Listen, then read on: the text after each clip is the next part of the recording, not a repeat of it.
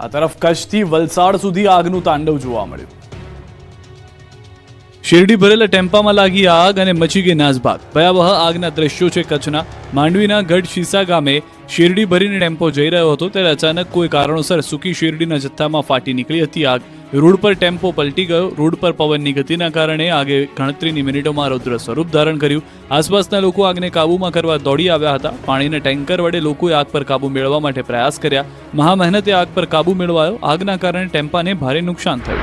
આ દ્રશ્યો જૂનાગઢના છે. જીઆઈડીસી વિસ્તારમાં આવેલા બારદાનના ગોડાઉનમાં આગ ફાટી નીકળી હતી. આગ એટલી ભયાનક હતી કે ફાયર ફાઈટરની 3 ગાડીઓ ઘટના સ્થળ પર પહોંચી હતી. પાણીનો મારો ચલાવી આગ પર કાબૂ મેળવવા પ્રયાસ કર્યો. આગ કયા કારણે લાગી તે જાણવા મળ્યું નથી, પરંતુ બારદાનના કારણે આગ ભયાનક બની હતી. ગોડાઉનમાં બનેલા બધા જ બારદાન બળીને ખાખ થઈ ગયા હતા.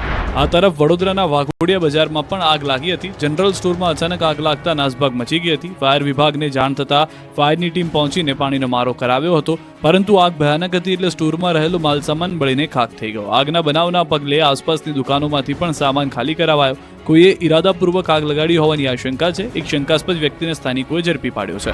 આ તરફ વલસાડના તિથલના દરિયા કિનારે આવેલા સાંઈબાબા મંદિર બહાર એક ઝાડમાં આગ લાગી. મંદિરના ગેટની બહાર આવેલા નાળિયેરીના ઝાડમાં આગ લાગતા લોકોના ટોળા જોવા ઉમટી પડ્યા. ઝાડની ટોચ પર આગ દેખાતા લોકોએ ફાયર બ્રિગેડને જાણ કરી.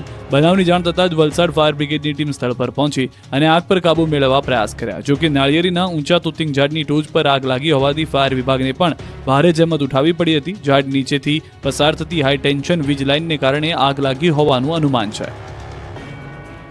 સુરેન્દ્રનગર લીંબડી હાઈવે પર જીનિંગ મિલ ભડકે બળી. સુરેન્દ્રનગરમાં કપાસની જીનિંગ મિલ ભડકે બળી હતી. લીંબડી ધંધુકા હાઈવે પર આવેલ જીનિંગ મિલમાં આગ લાગતા અફરાતફરીનો માહોલ સર્જાયો. લીંબડી ધંધુકા હાઈવે પર મંગલદીપ જીનમાં આગ લાગતા કપાસનો જથ્થો બળીને ખાખ થઈ ગયો. આ અંગેની જાણ લીંબડી, વઢવાણ, સુરેન્દ્રનગર ફાયરની ટીમને કરાતા ફાયર ટીમે પહોંચીને આગ પર કાબૂ મેળવવાનો પ્રયાસ હાથ ધર્યો, પરંતુ પવનના કારણે આગે વિકરાળ સ્વરૂપ ધારણ કરી લીધું. જોતજોતામાં કપાસનો મોટો જથ્થો બળીને ખાખ થઈ ગયો. મોટા પ્રમાણમાં કપાસનો જથ્થો બળીને ખાખ થઈ જતા લાખો રૂપિયાનું નુકસાનીની આશંકા.